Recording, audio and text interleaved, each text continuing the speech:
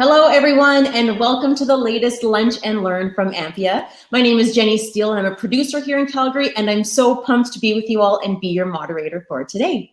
Now, before we begin, we'd like to acknowledge the traditional homelands of the Indigenous peoples of this land, including the nations of Treaty 6, 7, and 8, and the Métis Nation of Alberta.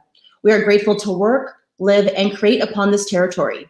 As the original storytellers and keepers of this land, we have much to learn from the Métis Nation and First Nations people. Now, today we gratefully welcome Jhod Cardinal, a media specialist who has financed, sold, and produced films for more than 15 years. His international sales experience includes all major film markets, including the Marché de Film in Cannes, Filmart in Hong Kong, and the American Film Market in Santa Monica. In 2013, he founded Upstream Flicks, which creates progressive sales opportunities for independent film projects. In a few short years, Upstream Flicks has grown its catalog to over 300 hours of content and also represents the catalog for Thunderbird Entertainment, which includes hit shows like Kim's Convenience, Beat Bugs, and Highway Through Hell. In 2016, Jhod represented the theatrically released feature documentary called Ice Guardians, which Newsweek called one of the top 10 documentaries of the year. Woohoo! And in 2020, he negotiated a deal with Universal Pictures for the highly anticipated Inmate Number 1, the Danny Trejo story documentary, and partnered with Dot Studio Pro to oversee a catalog of nearly 2,000 hours. My goodness. He continues to work on a development slate that includes a new crime sports docuseries on one of the most electric fighters in history, a 7-time Mr. Olympia documentary, and an explosive profile on one of the best pound-for-pound UFC fighters of all time. We are so excited to have Jhod joining us today. Now, I'd like to go over a few housekeeping notes to explain how today's Lunch and Learn will work. Now, at regular intervals over the next hour, Jhod will answer questions as they come in so that we don't run out of time at the end. Now, we want you to put those questions in the comments bar to the right of the screen, and we'll get to as many as we can. And we encourage you to be active in that chat because that's how we know that you're attending. We want to thank Alberta Film, the Edmonton Arts Council, and Telefilm for helping us put on this webinar and for supporting professional development in our province. Okay, now for the fun part, if you're an AMPIA member, please email Bill Evans directly at bevans@ampia.org with your name or company name to be entered in our draw for a $500 AMPIA Development Funds Award. And be sure to stick around till the end of the webinar because you need to be online to accept your prize if your name is drawn. And we'll be hosting more events like this throughout 2021. So if you're not an AMPIA member, I'm telling you now is definitely the time to join. And just a quick reminder for all of our attendees that we are here for Jhod's expertise and not to pitch a project. So please keep that in mind when submitting your questions. And with that said, it's time to meet the man of the hour. So please let's welcome Jhod Cardinal.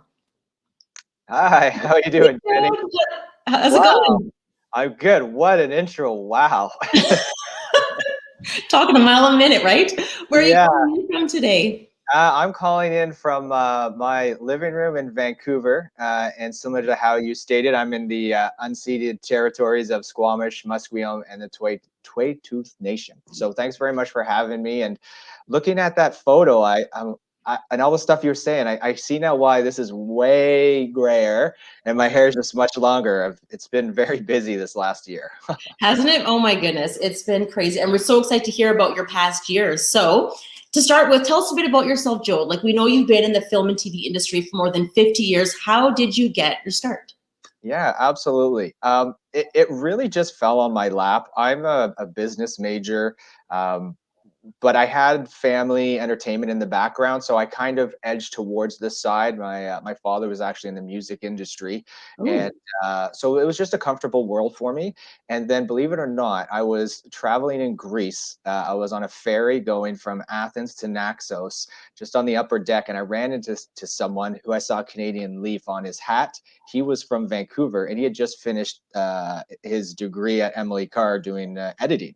And we ended up backpacking together for 6 weeks. And he said, "Oh, you should come to Vancouver one day. You'd be a great producer." Like, that's the whole story. And then 2 years later, I called him up. I was living actually in Lake Louise, trying to be a ski bum. No way. And found myself in Vancouver on his couch. And then very quickly, he was working at Keystone Entertainment. Many people may know all the Air Bud movies they do. Yes. So he got me a job there. And then one thing led to another. I started doing international sales for Keystone. I bounced in and out on the sales side at the beginning because there's actually not a lot of companies in Canada that offer that position, specifically in the West Coast. So I was doing producing, I was on set, and then got a full-time job again at Insight, and they were doing 15, 20 films a year and helped them create their sales division with a gentleman named Tim Brown. And then Tim broke off on his own to start Joker Films, which I joined him. So the two of us started Joker Films, and then that was sold to Breakthrough Entertainment in Toronto. And at that point I said, all right, enough's enough. I got to blaze my own path here. So I started Upstream Flicks. And from Upstream, I've been doing that, as you mentioned, for 7 years. Partnered with Thunderbird to help them with their catalog sales, and as well as some other news shows. And most recently, I still work with Thunderbird, but not as exclusive anymore. And I partnered with Dot Studio Pro, and we'll get into that because that's more of the tech software side of stuff, because the AVOD market and the SVOD market is blowing up right now. So I'm putting a lot of effort into that. Woo, deep breath. And we're going to touch on AVOD and SVOD later to explain all of that. Amazing. Yeah. Okay, can you give us an overview of your role as distributor, sales agent, and producer's rep? Because in recent years, you said those lines have kind of been blurred. So what does that entail? Yeah, and I've made some notes here because behind the curtain, everyone, we've talked a little bit and we know some of the questions that we're going to ask each other. But yeah, the sale. So I'll go through it.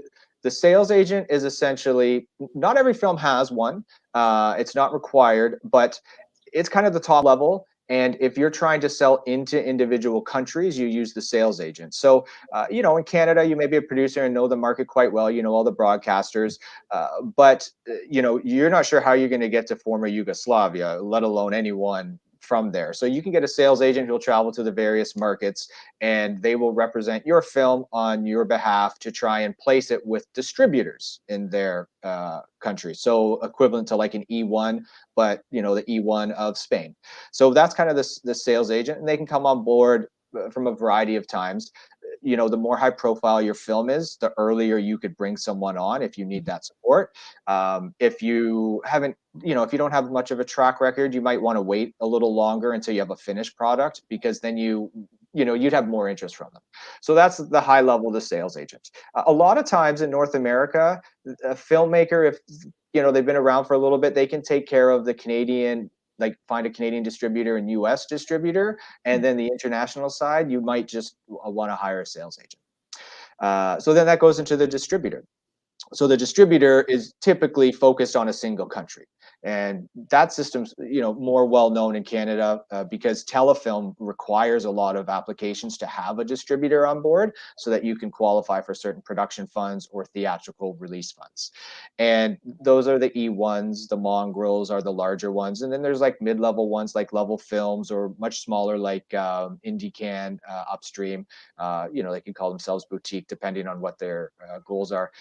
And they are the ones that go direct to consumer. So the sales agent doesn't go direct to consumer, the distributor does. So it's the distributor who typically has the iTunes accounts, Google Play accounts, or they have those direct relationships with the broadcasters. So they'll take it out. They'll make a decision even if to do DVDs or theatrical or special event screenings. So those are kind of the two levels. And then and they they are businesses. They're set up. I mean, the filmmaker gets to do all the really fun creative stuff, and then these distributors and sales agents, a lot of times we're pushing paper, and it's just a way cooler thing to sell than something else. So they're really business oriented. So there's definitely a bit of a clash there sometimes, because the excitement's not quite the same in the project because we're simply not on set. We're not making all the casting choices all the time. So it's a little bit a different feel. So I think there's sometimes a hard mix when the two come together, because one has finance only in mind and the other one has just dumped their heart and soul into something that's incredible and they've envisioned for so long. So that's an interesting mixing place. And that's kind of where the producer rep comes in. Now, producer reps, I would find it's a little bit of a hard decision as a filmmaker to decide if you want to bring on a producer rep, because every one of these people requires some type of fee. Now, the producer rep, their job is to connect you with who they feel is the best person best company to represent your film. Okay. Now, if you think you can sort that out yourself, then you wouldn't pay a third party to do that. Sometimes producer reps have just such great access because they've been around for a long time, and you often find a lot more contractors who do this. And they may have worked at Blockbuster years ago as the head of acquisitions, and they know everyone in the industry. Yeah. So they can help you place your film with the sales agent or with a distributor. And what they should be doing is kind of walking you through the process a little bit, holding your hand to answer those questions that you just kind of couldn't ask a distributor sometimes, because the distributor has their own interests in mind as well. So the producer rep sometimes brings those two worlds together. Awesome. I love it. Well, that's a perfect explanation. I'm sure that will clear up a lot of those. Sorry, I should say how it's blurred. Okay. Yes. Yeah, I know it's that big. Again, thankful I have some notes here. So how it's blurred is the platforms. These platforms that reach beyond boundaries now. Everyone obviously knows Netflix, and that's the one that first kind of, well, I guess iTunes kind of broke that, but they still held the territories quite well. The catch with Netflix is if you have a sales agent or a distributor involved, who gets to go to Netflix? Because that first pitch, that first big deal could cross multiple territories. So if you bring on a sales agent to do your international because you can handle North America, what happens if you go to pitch Netflix and Netflix says, great, we love it, we want world now? Well, now we've actually already introduced another party as your sales agent. So it creates this very confusing role of who owns which rights at which times, and everything's starting to blur over. So where a distributor would say, great, I will, reach out to everyone in the US because you have a great US distributor. Then they come to you and say, I know we're your US distributor, but Amazon now wants it for 67 territories. And you're like, okay, that's a bit confusing because I have a UK distributor, a Spanish distributor, an Asian distributor. So all of a sudden, it's kind of like we've thrown everything up in the air and everything has to be legally clean. So you're trying to just sort out who owns what at which point of time. So that's where it's gotten blurred, because digital platforms do not care about country boundaries. Mm-hmm. And do you find that happens often? Yes. Really? I find it's happening more and more, particularly with the content I represent. The idea, like, platforms love the English speaking territories. You often get we like this. I know you've approached us for Canada or US, but we'd like English speaking territories. And if the producer has already signed off with someone else, maybe they just pre-sold it and there's no question asked. But if those rights are still floating, it gets kind of tricky.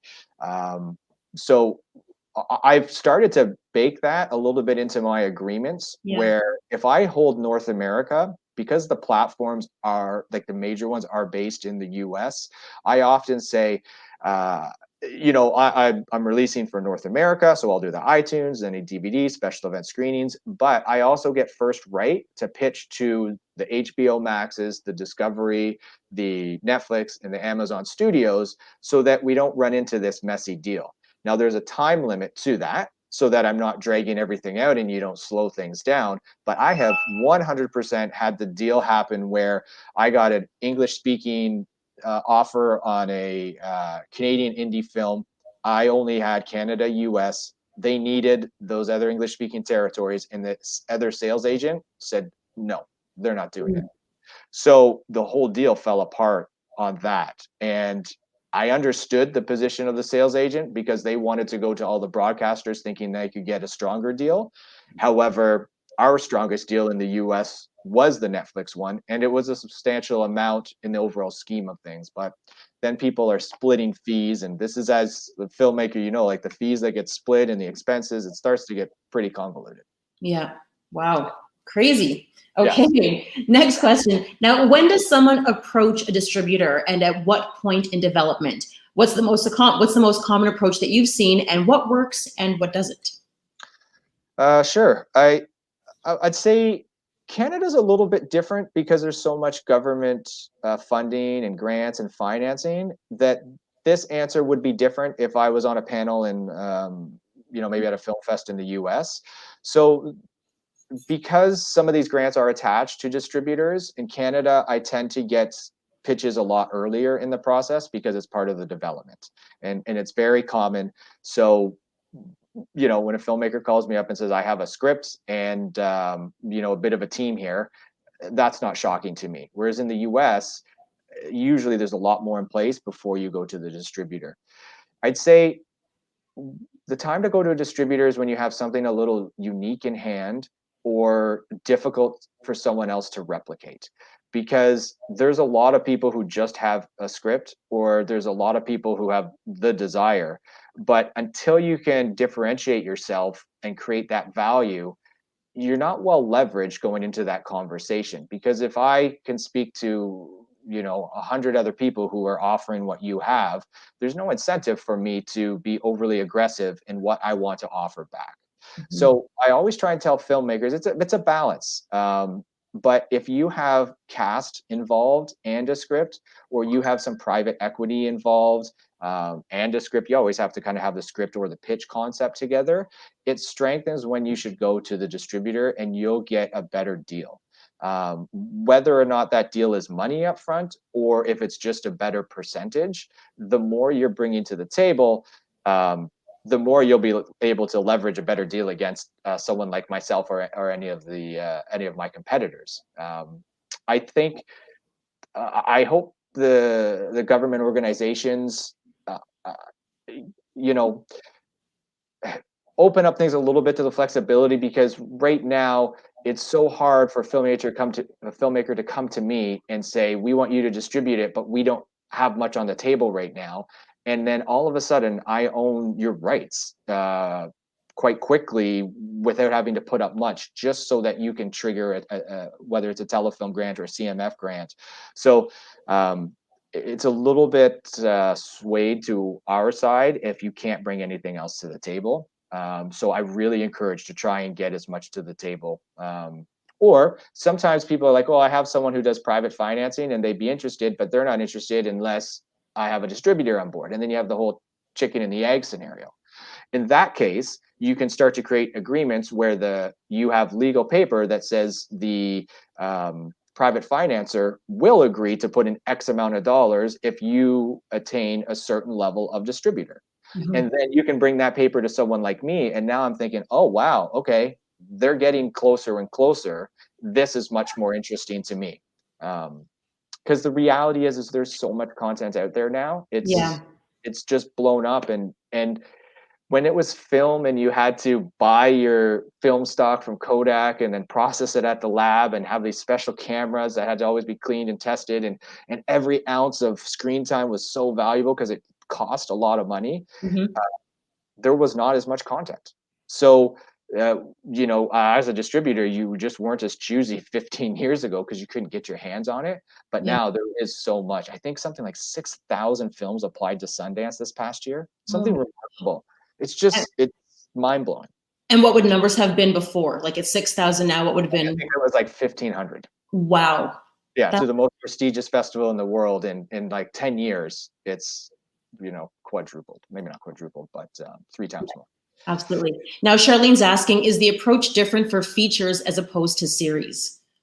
Yes. Well, absolutely, Charlene. One of the big differences is with a feature, typically a script is done and completed. It's not too much to ask of that. Whereas a series, you're more laying out episode briefs about the story arcs and stuff like that, maybe some character development, stuff like that. But yeah, I definitely say the feature, you'd have to have a little more on the table, where series, there's a little bit more of a belief of this is where we're going. The series gets a little trickier because the financing is typically more. You want to do 13 episodes of something, even if you're doing low budget, that's still quite an expense. So you'd have to really show that you're capable of finding finances and making sure the tax credits line up, and you're utilizing CMF funding or any other grants out there. So I would look to make sure someone knew their way around the financial world a little less than I would the features, because the features, it's pretty much like it's pretty standard of the things that have to happen, and Yeah. it's easier to stay within that box. So I would look, the features are more cast, director driven with the script, and then the series more of a overview of a pitch package, and then why it's unique in the sense, like, if you're in the non-scripted space specifically, which I do spend quite a lot of time in, do you have special access to someone, or behind the scenes, like, what are you really showing us that's so unique that someone else hasn't been able to duplicate? And then, of course, yeah, the financing, because that's one of the trickier parts. What I do see, I've seen a lot over the years, whether it's while I was working with Force 4 Entertainment, or Insight, or even Thunderbird, is a newer producer has a great concept, but the reality is they can't finance $4 million worth of production. So they may pitch it to a broadcaster, and a broadcaster will say, "This is incredible, but you just don't have the expertise yet to pull this off. You may want to consider partnering with a more experienced production company." Of course, that waters down decision making and fees and everything like that, but it's often the quickest way to get your project up and running, because they're the ones who have those lines of credits with banks and tax credit expertise and stuff like that. Awesome. A takeaway from the first two questions: unique. Unique is the key. It is, Yeah. again, because there's so much out there. It really is, and that works on the marketing side too, right? Because once it gets to me, I have to find an angle and how we're pitching this. So, with 100 films being released a week on iTunes, how is yours shining? Yes. All right. Okay. Moving on. So, when would you work with a sales agent, and when do you need a sales agent? Um, so again, it's all about this leverage game, and I know it's so unsexy compared to actually making a film, and being on set and working on scripts and working with cast and unbelievably creative DOPs and stuff like that. But this is the business side, and you want to come to a sales agent when you have enough in hand that there's more than one sales agent, to be honest, that will be interested in it to start with. So if you're kind of knocking on doors and there's not a lot of interest, you may have knocked too early, because we all do want content. It's a lot's being placed everywhere. So the first is, if you're not getting a lot of response, you've probably come a little too early with not enough in your hand. I'd also say the film festivals could influence that. There's certain festivals, not all of them, that have buyers at the festival, and it's a unique buying atmosphere, and it's very strategic in how that works. So if I had a film at TIFF, or if I had a film at South by Southwest, I would go into the festival with the sales agent, because you find out usually a couple months beforehand. So that gives you enough time to go to a sales agent, so that they can, screen the film, and you can do all the legal and stuff like that. And that's helpful. I have a great story. We were at one film fest, and we literally, so we actually pre-showed the film to some select distributors, and then we had our world premiere at TIFF, and we got a decent offer from a major studio, and they said, "Here's our offer. It expires 1 minute before the start of your screening time." No pressure. No pressure, and it's like, it's not always that crazy anymore. That was a little bit different. Now marketing teams have to look at it, and finance teams, and they put together proposals, but it happens very fast at festivals. So if you're fortunate enough to get into one of these major festivals, don't use the festival to get a sales agent. Use a festival to get your distributors or broadcasters. And I would suggest, unless you do have a background in this, that you will need some support in that area, because they're going to be able to send out all the links to the right people quick enough, privacy, protect everything, know who to talk to, know when to push for the ask and stuff like that. So that would be on the festival side. And then, yeah, with the sales agent, again, we're pitched so much content that unless you have something really stellar in front of you, usually the rough cut or the finished product is what I'm waiting to see. I even, with upstream, I have a rule of thumb where unless it's 70% financed, I often don't even want to see it yet. Mm-hmm. It's not yet ready for me to look at. Okay. And really quickly, what did you decide in that 1 minute? We took the deal. You took the deal. All right. Absolutely took the deal. Yeah, everyone was happy. Yeah. Yeah, that bird in the hand, man. Because you don't know. I mean, the film was received well, but it didn't go like crazy. So, yeah. Amazing. I love it. Okay, Yeah. Charlene, we're going to talk more about film festivals later. And then Randy, I'm going to get to that question at the very end. Okay, so next question for you, Jhod. What is a pre-buy and what are the realities filmmakers should consider with a pre-buy? All right. Yeah. So pre-buys are awesome for the filmmaker and awesome for everyone involved because clearly there's a lot of excitement in that. It's not easy to get a pre-buy anymore. So if you're in the world of pre-buys, congratulations. That just means you put something together that struck a lot of chords with people and checked a lot of boxes. Now, a pre-buy is when someone offers you money. Sometimes it's upfront, sometimes it's just through contract. Um, but they offer it before anything's been made. So that's usually in the development stage. And that happens in Canada a lot with broadcasters. They actually are mandated to pre-buy a certain amount of Canadian content. And you see that a lot because it's also part of like Telefilm's request if you want to do certain feature film funds or through the CMF, they require a broadcaster to come on board first. So that's a pre-buy. In the broadcaster space in Canada, it's much more common. In the space in the US, not very common at all, particularly for features. The US works on such a private enterprise, private investor model that the pre-buys aren't nearly as common. And then when it comes to distributors, that's a lot less common now. It used to be more common when there were DVD sales. Because DVD sales were this chunk of revenue that you could almost always count on as a distributor because you would just do bulk sales. So if you had a thriller, you knew you might do 50,000 or 60,000 in DVDs. That helped everyone, obviously, but it really helped the filmmaker because as a distributor, I was much more confident knowing there was a minimum threshold I'm definitely going to get. With so much content out there, and the reality is you put something on iTunes, you don't know what it's going to generate. It's it's difficult to predict these days.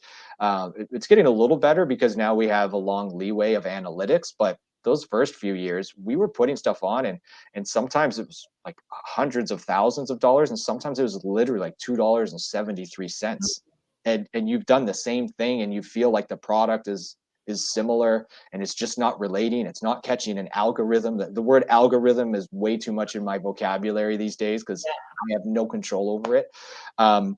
So the pre-buy is a lot less common from a distributor because cash flow management is important for us. We have a lot of expenses to put out for a film, whether it's the cost of the labs to get it to the platforms, the PR, making new trailers or posters. So we're constantly worried about where our cash flow is. So there's not a lot of incentive for us to put up money when there's a lot of content out there. Mm-hmm. And I'm hearing more and more, just because you are at TIFF or a major festival, that doesn't mean you're leaving there with a deal. That used to be the case. If you got at TIFF, if you didn't have a deal yet, you'd have multiple offers. Now, it's not uncommon for me to hear 6 months later that so-and-so film signed with a distributor after their TIFF premiere. So the pre-buy is great, but it's a lot harder to get. I would say the more common, you might work with a distributor or know a distributor that's just going to be perfect for this film or series because it hits their genre or what they're into. So you might bring them on early, even if it's not for money. You just pre-arrange what the rev share deal would be, because that helps you go to your financiers or go to broadcasters saying, look, we have like Fremantle is a huge sales agency that represents a certain caliber of film. So if you could get them on board, you probably could trigger private financing a little easier. But again, you go with the pre-buy, you have less leverage because we don't know what it's going to look like. So your terms probably won't be as good as if I've already seen the film and you're out to 20 other companies, pitching it around. So we're all scrambling for it. Like, I want it first, I think. So. Right, competing offers. Exactly. It's an important place to be in. Yeah, good. Awesome. Okay, now, how do you structure an agreement and what are you looking for when you're signing one? Okay, so I made notes on this one because I don't want to miss anything. This is very crucial for everyone on this call. I'm just gonna let you in on some of the secrets here. Yes, please. Yeah, where do I have it here? Okay. So I mean, the main thing is a lot of the terms I talk about are going to hinge on how much money you're being offered. And obviously, the more money you're being offered, the less flexibility you will have in pushing back on some of those terms, which should be a good thing, because if the number's high enough, you're happy and you're willing to do that. And it's kind of like bird in a hand. So that's a big differentiator, because there are a lot of more deals now, because platforms, you know, you're, as a distributor, you put it on a whole bunch of platforms and you don't know exactly how much money is going to come in. There's a lot more rev share deals you'll be looking at, particularly if you're under the $2 million space for a feature, and if you're under the, you know, 100K per episode for a TV series. So, you know, you're taking a little more of a risk on the rev share model. The first thing is to make sure the rights that they are asking for, they are absolutely going to exploit. Distributors love taking on every right that's ever been created in the universe, in infinity, on every media now created or ever will be created by Elon Musk. Anything. Like, they just want all rights. My recommendation to you is ask why they want those specific rights. You know, do they need airline rights? Is that something they actively do? Do they typically sell to airlines? What percentage of their films go through to the airline deals? Are they selling to cable VOD? Are they doing TVOD? Are they doing DVD? And just kind of push a little to make sure that they're not grabbing the right just for the sake of grabbing the right. All of us have template agreements. It's easiest just to send that one out and get the pushback, rather than, you know, getting kind of really specific. So, you know, path of least resistance, everyone's going to ask for everything, because then they don't have to worry about some third party maybe messing things up a bit, or just to create complication. So that's the first thing I do, is make sure the rights you're granting are rights that they're using. One of the things you can request, depending on how much leverage you have, you can do a clause that says, if you don't release this right, like let's say they want cable VOD, you could say, if you haven't released this in 12 months or 24 months, those rights revert back to me as the producer.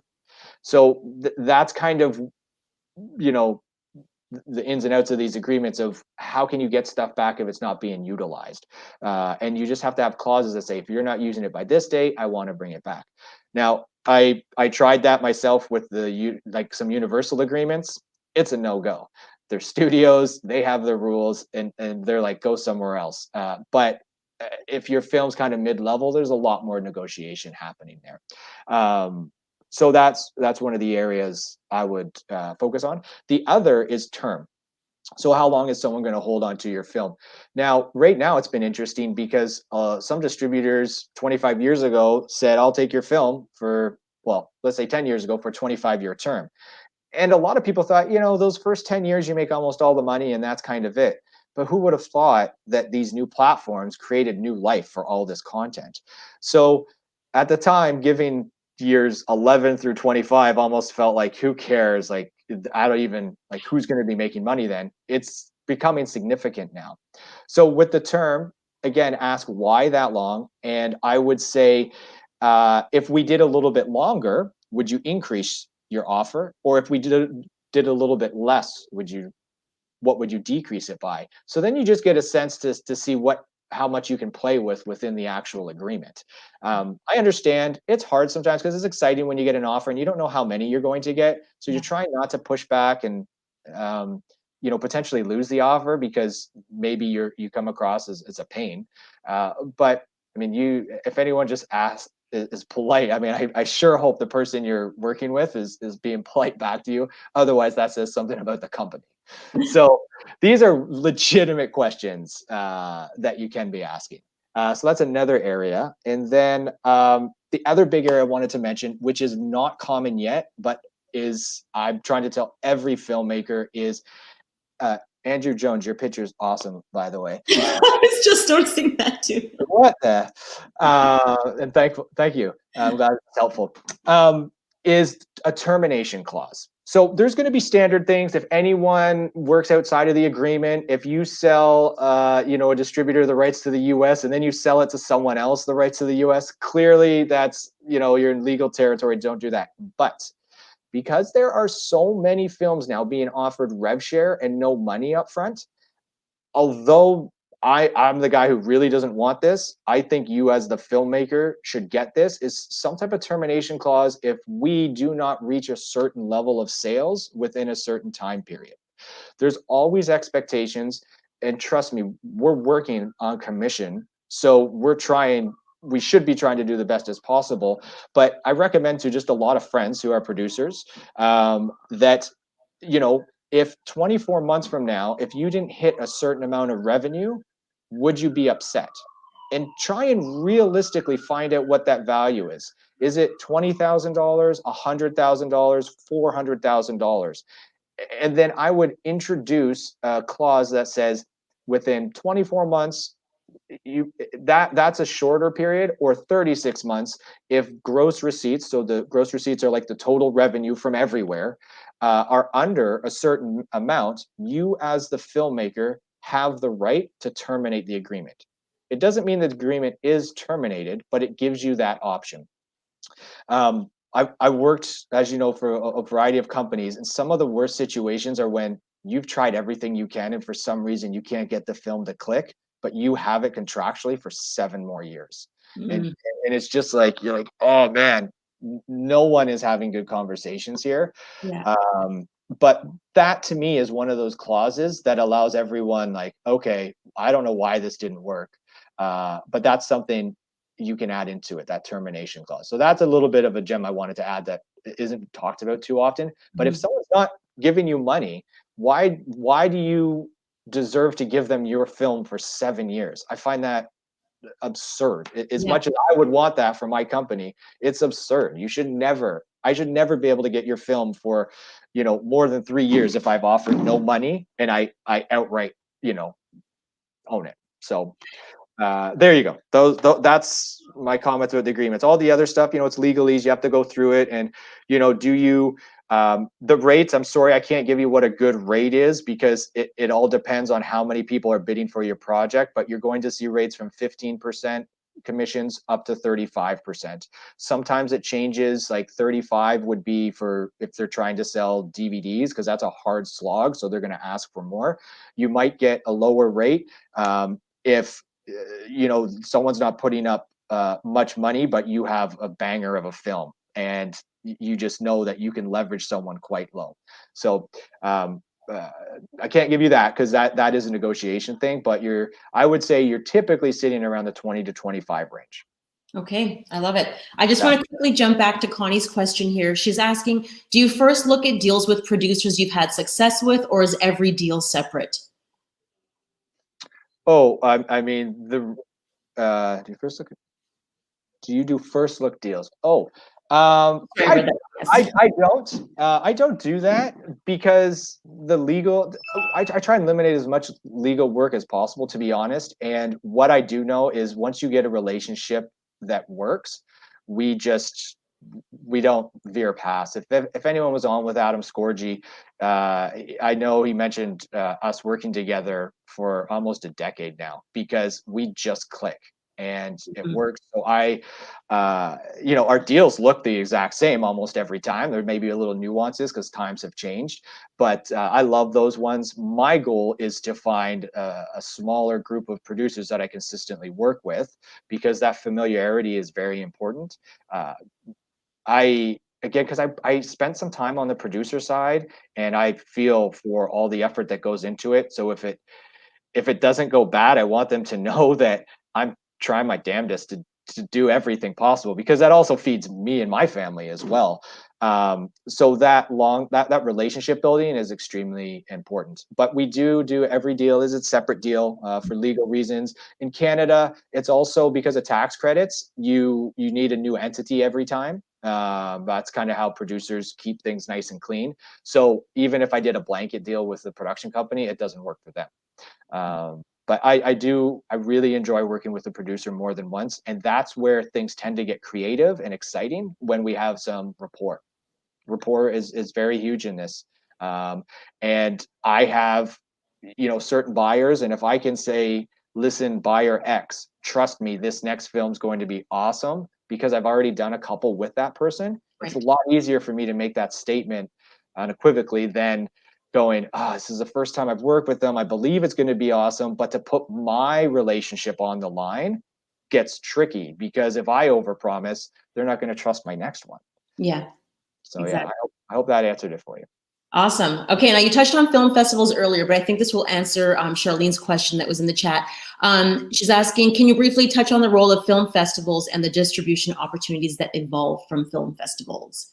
Yeah, so I think you have to look at film festivals in two ways. One, obviously, is through distribution, and the second is through the professional development of the filmmaker.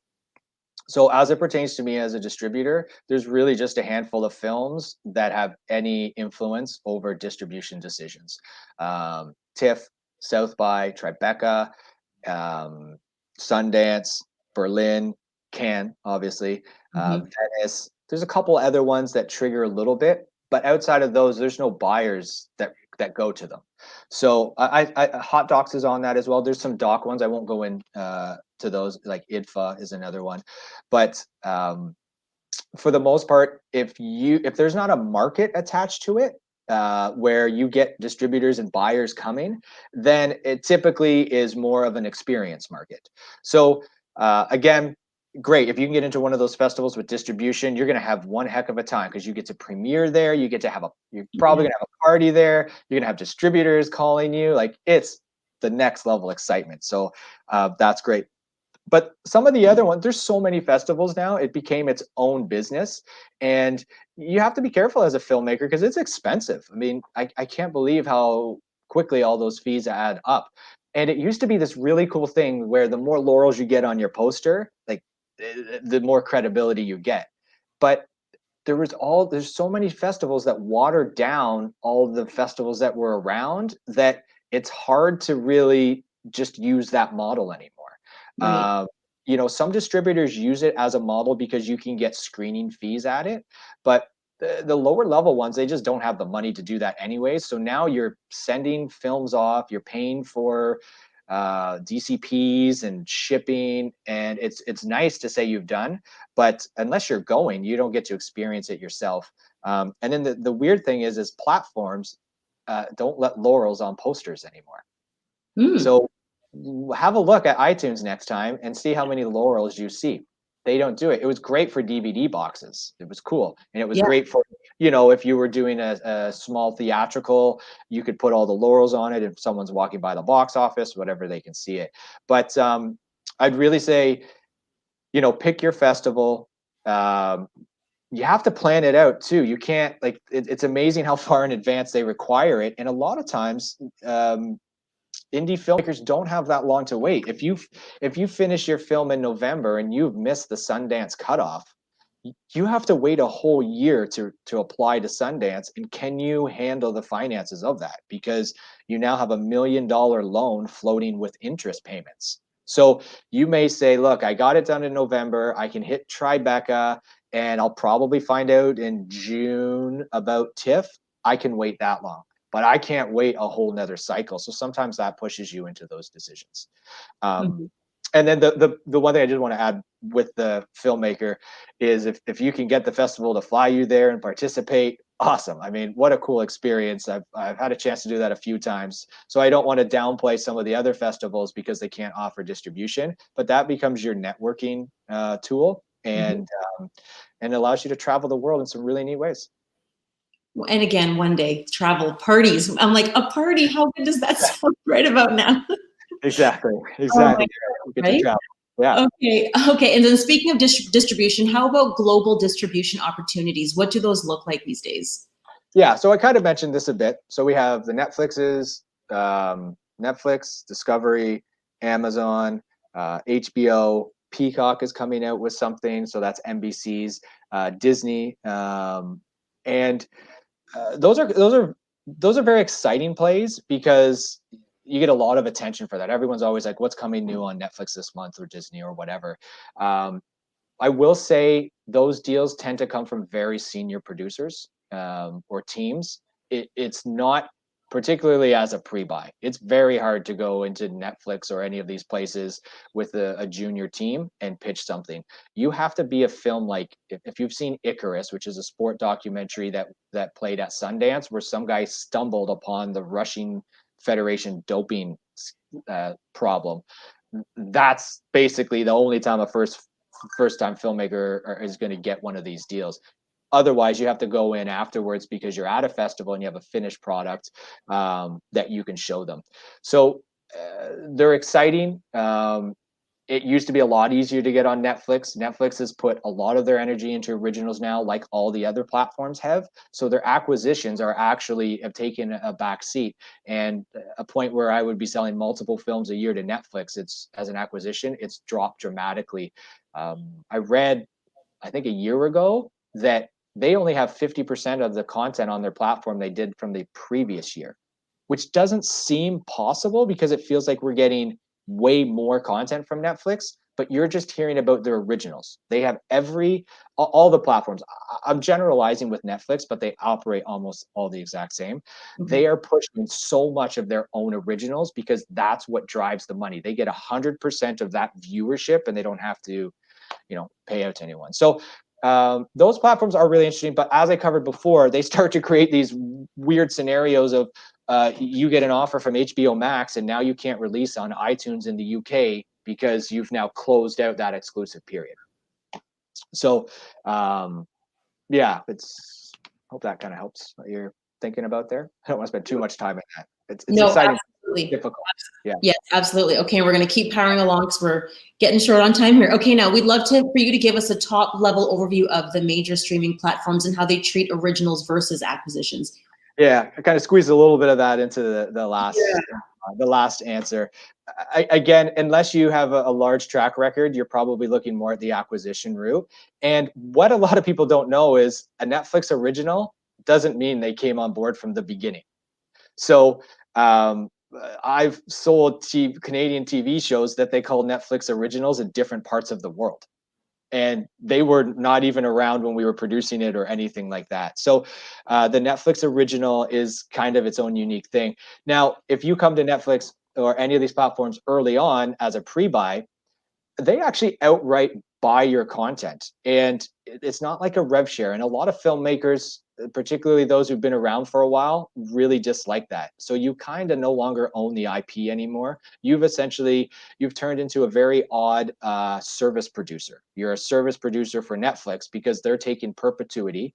They take your budget, they give you a percentage on top as your profit, and they say, thanks for your work. If it's awesome, let's do another one. If it's not, see you later.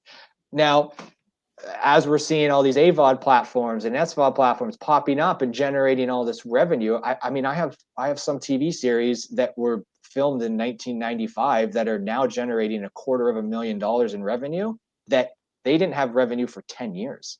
So if you sell it as an original to Netflix, that opportunity would never exist down the road. But you've put all your efforts into development of it, shooting it. Sure, you get a paycheck, and these aren't small paychecks, but as you're striving to be in the industry for a long time, you actually, this accumulation of your own catalog is important. Awesome. And I love that you went into AVOD and SVOD. You basically answered the next question, but for those attendees that don't know, can you just explain what AVOD and SVOD are? Sure. So SVOD is subscription video on demand. AVOD is advertising video on demand. And just to clean it out, TVOD is transactional video on demand. Transactional is when you rent something for like $4.99 from iTunes or Google Play or even YouTube now. And then SVOD is Netflix or Amazon Prime. Those are two slightly different models when it deals with the filmmaker. As it deals to the consumer, it's the same. You pay a monthly fee and you get access to content. With Netflix, you pay, as a filmmaker, you get paid a flat license fee. So it doesn't matter how well your show does on Netflix. I was part of the Kim's Convenience deal to Netflix worldwide. It doesn't matter how many billions of people watch that. We got a certain amount, and that's the end of it. Now you build up credibility and you build up, future relationships with the platform, but it's a one-off. Whereas Amazon Prime, although it's an SVOD, they, in many scenarios, they don't offer you anything up front, but all the money is pooled together. And then depending on what percentage of minutes people watched of your content, you get that much revenue. So it fluctuates month to month. I was very fortunate. I represent a film called Tough Guy. It's a Bob Probert story, which was actually done by a Alberta producer, Jhod Day. And we were the #2 doc on Amazon Prime over Christmas. Oh, sorry, the #2 film. It was Christmas films. It was like, you know, Chevy Chase and Christmas, Lampoon's Christmas, and then us, and then a bunch of other Christmas stuff. But that was great because you saw, like, you get to reap the rewards of that. So that's SVOD. And then there's AVOD, which is advertising video on demand. And we most commonly know that as YouTube, even though YouTube's kind of a bad word a lot of times in the film industry because people think of it as stealing your content. That's been cleaned up. But the major the major AVOD platforms that are making money, and I'm spending most of my time in this space right now because it is booming like crazy. Pluto TV, Tubi TV, and Roku. So essentially, you just sign up for an account and you can watch whatever you want. There's no cost, but you have to watch advertisements. So we've gone back to the broadcast system. However, it's just on our phones and our laptops and our smart TVs now. And instead of the broadcaster paying you money as a flat fee direct, you're just getting per click. And that's exciting for filmmakers who really want to put energy behind a few projects. I feel like there's kind of two ways to do it. You can sink really deep into one project for a long time as a filmmaker, or try and really get that carousel going and taking fees from multiple films. So if you have a TV series or you have maybe something that could turn into a franchise, you can get on these AVOD platforms and make some serious money. And you know, it helps you a lot with further development. So that's that space. And when you mentioned, like, I oversee 200,000, getting ahead of myself here. When you mentioned 2,000 hours, it's in that space. So I will call Pluto and say, I have just acquired 3 more TV series. Are you interested? And they, you know, it's technically is the difficult side right now. And that's where my partnership with Dot Studio is huge.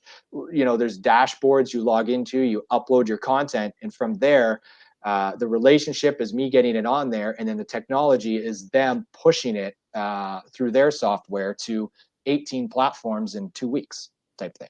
Mm-hmm. So it's a lot different model. You know, a TV series like Corner Gas became relevant again because they pushed SVOD on Amazon Prime.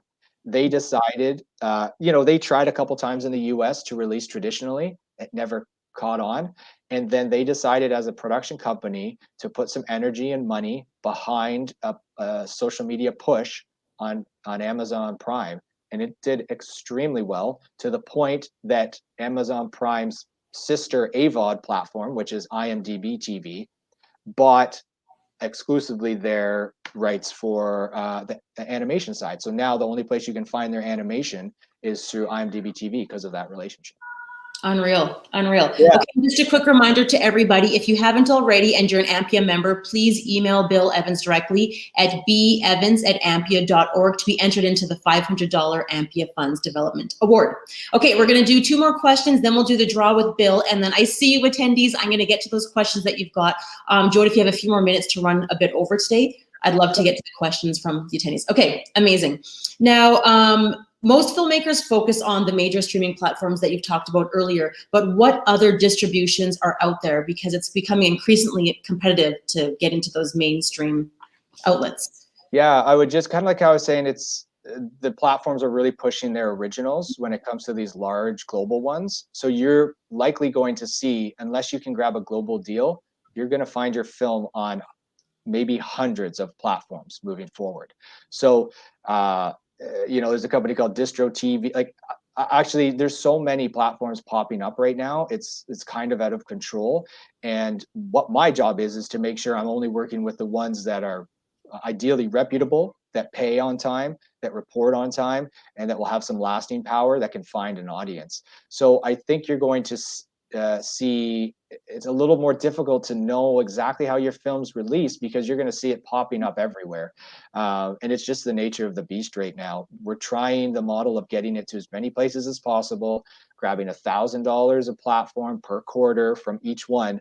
But when you start to add that up, it can make a significant difference. So I think we know like a bit of the traditional model, but don't be shocked if all of a sudden, well, and even these platforms, you don't know the release date all the time. You know that it's been accepted, it's QC'd, and it's in their programming platform. And then all of a sudden, I get emails sometimes from a producer saying, "Hey, my thing's live on Roku." I'm like, "Great," because they update me once a month. You may have caught it 2 weeks before I am actually get updated. So it's a little bit hectic right now, and that's the gray here. And COVID just ramped it up to the next level because everyone's watching so much content. I've been trying to get producers into the space more and more, and now that they see it, it's just the doors have blown open. Unreal. Okay, and then what assets do you require as a distributor? Can you touch on the importance of having assets like, trailers, posters? Sure. The good thing is on the film side, at least now we're all digital. There's no more tapes anymore, so that's good. So your ProRes, H22, HQ type file get you everywhere, even the Netflixes and everything. I haven't seen a big transfer over to 4K yet. I know that's like exciting on sets, but I rarely get asked for that, if ever. Sometimes it's just more of a pain. When it comes to trailers and posters, I typically expect to have at least one from the filmmaker before I acquire something. It's just become more custom. It wasn't always, but now because of the costs involved and the intimacy of your team, you tend to know it a little better, and it would cost less in the long run because it's still an expense that I would have to build back to you.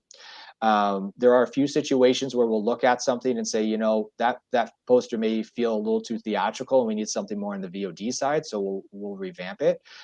The important statement with that is we need production stills. So what I have found very surprising is with all this new technology and great cameras basically in our pockets, I'm getting less production stills that are of value than I ever have. So if you can wrangle someone on set, I mean, there's so many creative people on set too who can just spend every day, even if it's 15 minutes of your coolest scene, to just get a couple of those production stills, that will be valuable down the road, if not just to backstop some type of creative need that's out there. And it's the worst when you just don't have stills to build from. Yeah, and like you said, we're living in a thumbnail world, so all this is more important now than ever.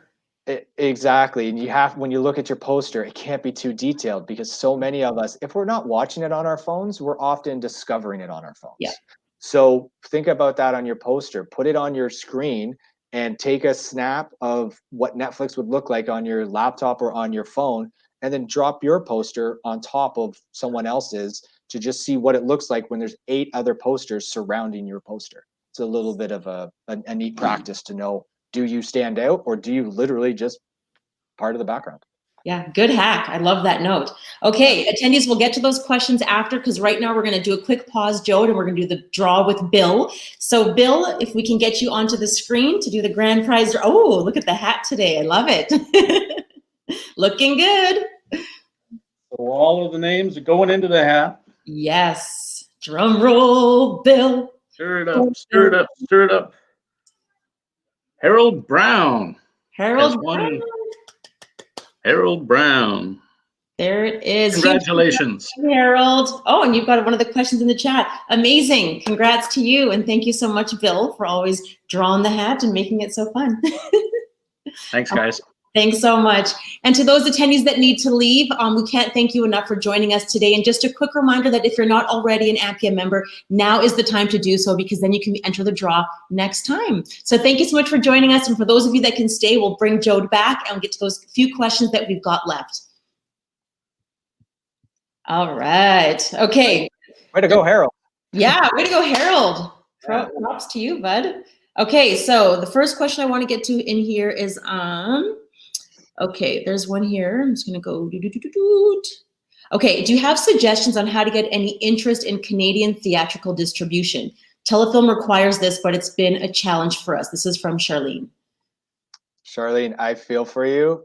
this is a problem, and I believe they're going to make changes to this. I find it a little bizarre where there's essentially a monopoly in the theatrical distribution side of things, but yet it's such a big requirement for telefilm.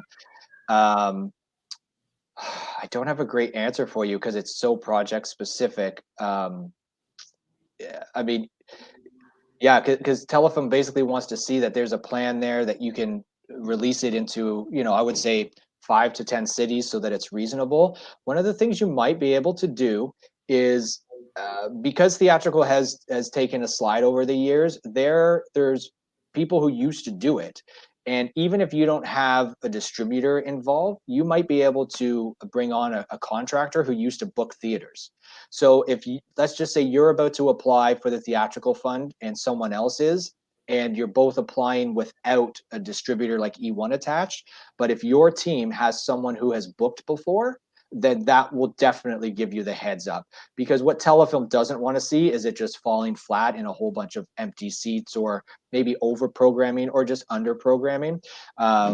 So I don't know, I know that's a hard one because I'm not giving you exact details, and that might not be the easiest person to track down. But if you can build your team with someone who has done it before, then at least that helps you. And I think Cineplex still has certain theaters that are considered almost event theaters, and you want to talk to that person at that company. So you might be able to get those like 12 theaters. They may not be the downtown Toronto ones, or but they're it is a program that they have. So if you have a person who knows how to book, and then Cineplex saying yes, we have interest, that might be your best bet. But I think it's a really odd scenario that's happening right now. Awesome. Thank you so much, Jhod. Okay, now CJ is asking, can we learn a bit about the mechanics of a domestic or international sale? How does that translate from viewership on the many available platforms to monetization of gross receipts to a distributor? Sure. So again, I'll just talk about the platforms. When it comes to something like iTunes, as a distributor, you have your own dashboard to iTunes, so you get to see how well it's doing. Now, again, there's a whole bunch of platforms, whether it's cable, VOD, Shaw, Bell, Telus, and then in the US, Comcast, Dish TV. Some of them you have great dashboards that tell you up to the day information, and some of them you literally only get once every 3 months. Some platforms will tell you how many minutes are watched. Some of them will just send you a revenue statement, and that's all you get. So, our reports run quarterly. So I take all that information quarterly and turn it into some type of producer report. It's extremely timely process, and it's becoming more of a problem because although it's exciting, there's 100 platforms now. Now I'm reporting 100 pieces of financial information. So it's become an accounting job a lot more than it used to. So our reports, we try and give you helpful information, but it's also, if we do too micro, we just don't have time to do anything else throughout the quarter.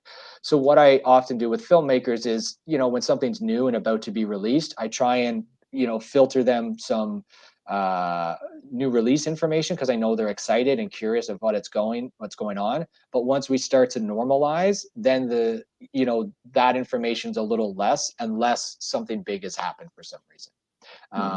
But yeah, I mean, you just get your, whether it's a monthly or quarterly statement, and it's not glamorous. Yeah. Awesome. Yes. Now, Kathy's asking if you're on Twitter and how we reach you. But Kathy, just a reminder, he's not on social media, and that's why we're so grateful to speak with him today, because we're here to hear his expertise. All right. Harold's asking. Sorry. I'll add that, Jenny. You can contact me through the website. There's a contact form. I'm not overly active on social media, so I save that for my family. Perfect. Okay, so there it is, upstreamflix.com if you need to reach Jhod. Thank you so much for providing that. Okay, Harold is saying that Amazon seems to be tightening up submission licensing. He's trying to submit a feature and getting a not accepting unsolicited licensing submissions via PR Direct for nonfiction and short form message. Do you want to talk on that?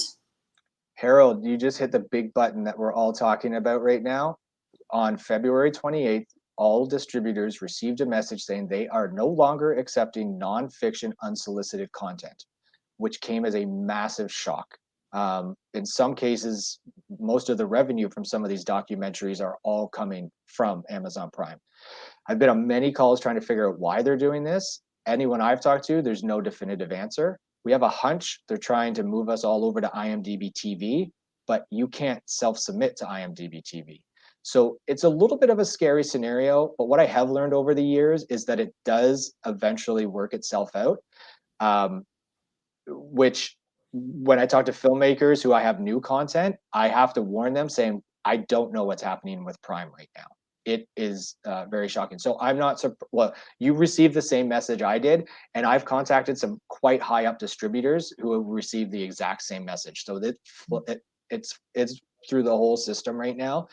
If you had something up, you know, thankfully it's a lot of it's still monetizing, but yeah, it's a tough one, Harold. I'd be very disappointed. There's a lot of people I know who were shocked, and literally they were about to release on like March 5th and it never happened.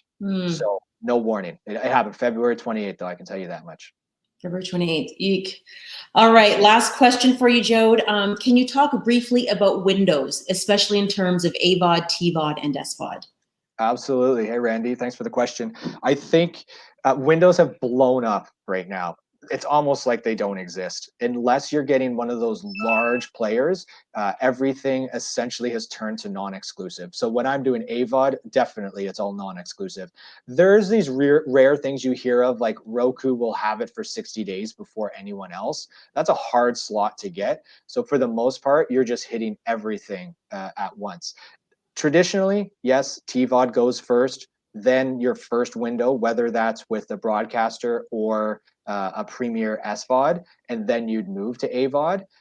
That is traditional. If you can maintain that window, you probably have quite a strong film to warrant all those windowing.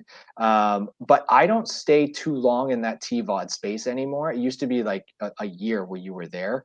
It just doesn't seem to work anymore because the TVOD sales fall off quite dramatically. You get a huge spike in the first month, and then it starts to taper off quite quick. So that transition out of TVOD over to one of the SVOD platforms sooner than later is probably fine. And then once you hit AVOD, it's no holds barred. Everything's non-exclusive. And what is interesting is I've still sold Hulu non-exclusive when I'm on 30 other platforms. So even those large ones, they still need some new stuff because their audiences are just different. You can't be on 30 different platforms and watch everything. So the non-exclusive has become a lot more common. Jhod, my goodness. That was honestly, even our attendees, they're all saying, we can't thank you enough for your openness and sharing all this with us. And one of them even mentioned, they can tell you work with Adam because the two of you you're so honest with everybody, and we appreciate it so much. Like the feedback today, that was unbelievable. We can't thank you enough. Great. You're welcome. I mean, the space is so large. There's room for all of us in it, and it's exciting. And we're putting so much sweat equity into this stuff that I hope everyone succeeds. There was one thing I was going to add too is when you're looking for a distributor, like anything, you should try and track down other filmmakers who've released similar films through that distributor and just ask the questions, when one, do they answer your emails? 2, do they pay on time? And 3, what they estimated they would do, are they close? Like, there's no reason. I mean, you're going to do your due diligence on your cast, your DP, like all your key people. At the end of the day, that like my role becomes, you find out quickly how important my role is when you've put all this energy into it, and one bad distributor can just sink everything. So I mean, on IMDb, you can figure all this stuff out and who's releasing it and through websites, and just call up the filmmaker, track them down and say, hey, obviously you can't disclose numbers. You can't disclose what the rates were and fees, but you can absolutely say, did they send the statements on time? Are they still around? Are they answering your calls? So yes. Yeah. Another amazing hack. There you go. Yeah. It's the hack set. Yeah, you're just killing it. Thank you so much, Jhod. Can't thank you enough. And there's a reason why you've had such great success. It's so obvious. We wish you all the best. So thank you so much for joining us today. And again, to all of our attendees, if you're not already an AMPIA member, now is the time to sign up. We'll be doing lots more webinars just like this in the future. So thank you so much for joining us, and we hope to see you back again soon. Take care. Thanks, Jenny. Thanks, Bye, Jhod.